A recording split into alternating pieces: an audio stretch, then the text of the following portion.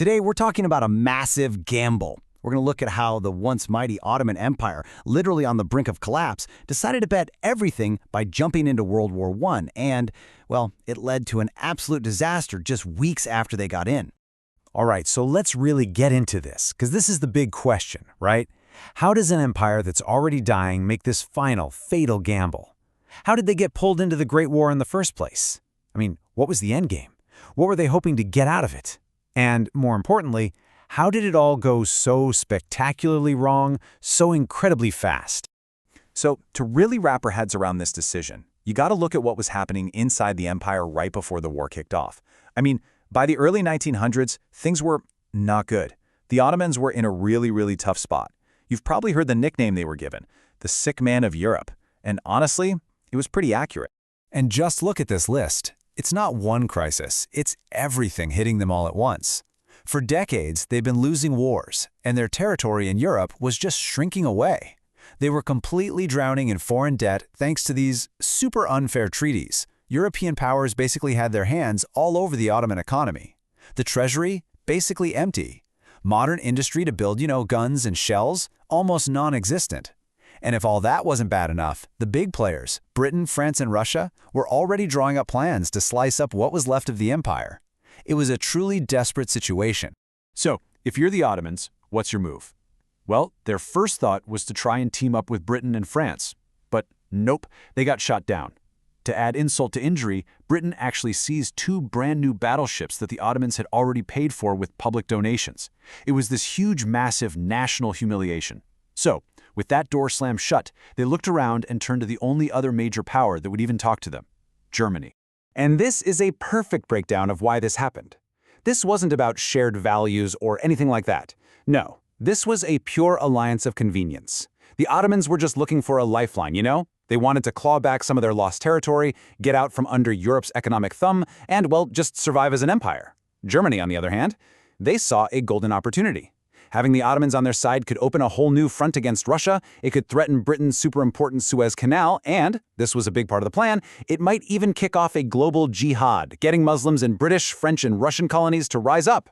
And the man pushing this whole thing forward was this guy, Enver Pasha. He was a key leader of the Young Turks, the group running the government, and he was incredibly ambitious, a real risk-taker.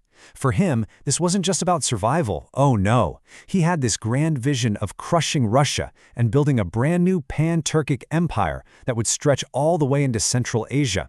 And in his mind, Germany was the only way to make that dream happen. So they signed this secret deal with Germany in August of 1914, right when the war is kicking off. But for a little while, the Ottomans tried to play it cool, stay officially neutral. But Germany wasn't having it. They needed them in the war, and now. The pressure just kept building and building until one single event in October finally tipped him over the edge. This was the point of no return. And here's exactly how it went down.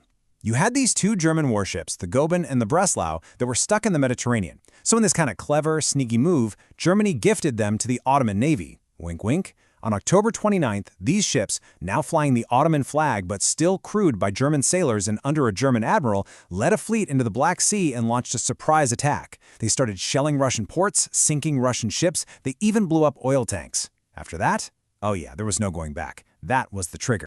And just look how fast everything happened after that. The dominoes just fell, one after another. Russia declares war on November 2nd. Britain and France followed just a few days later. By November 11th, the Ottomans make it official themselves. Then, the Sultan calls for a holy war, a jihad, which was exactly what Germany had been hoping for. The great Ottoman gamble was on. So the Second War is declared. Enver Pasha is itching for a big, glorious win. He personally takes command of the Ottoman Third Army up in the Caucasus Mountains and draws up this incredibly ambitious plan for a winter attack on the Russians. This campaign would go down in history as the Battle of Sarikamish. And this quote tells you everything you need to know. The actual commander on the ground, a general named Hassan Izzet Pasha, he knew this plan was total suicide. His army had no proper winter gear. We're talking about some of the most brutal mountains in the world, in the dead of winter. He told Enver it was a terrible idea, and when Enver wouldn't listen, he resigned in protest. But did that stop Enver Pasha? Nope. Blinded by his own ambition, he just said, "Fine, I'll do it myself," took command, and ordered the attack to go forward anyway. And you have to understand the scale of this thing. Enver Pasha wasn't just sending a small force. He committed around 118,000 men to this offensive. This was a huge chunk of the Ottoman army being thrown into a brutal winter campaign that they had absolutely no business fighting. The result was, well, it was a catastrophe that's hard to even imagine. Before they even really made contact with the enemy, thousands upon thousands of his soldiers were just gone, wiped out by the weather. We're talking an estimated 25,000 men who literally froze to death in the mountains. Many were still wearing their summer uniforms in the middle of blizzards. They died without ever even seeing a Russian soldier. In this chart, it just lays out the horrifying numbers. The battle was a complete and utter disaster. All told, the Ottoman army lost something like 80,000 men. That's killed, wounded, captured, or dead from disease and frostbite. The Russians, they lost less than half that, even though they were outnumbered at the start. The Ottoman Third Army, it was just gone, wiped out. So think about this. The very first major battle the Ottoman Empire fights in World War I ends up being one of the most lopsided defeats of the entire war. But the way the leadership dealt with the aftermath, that was a disaster in its own right.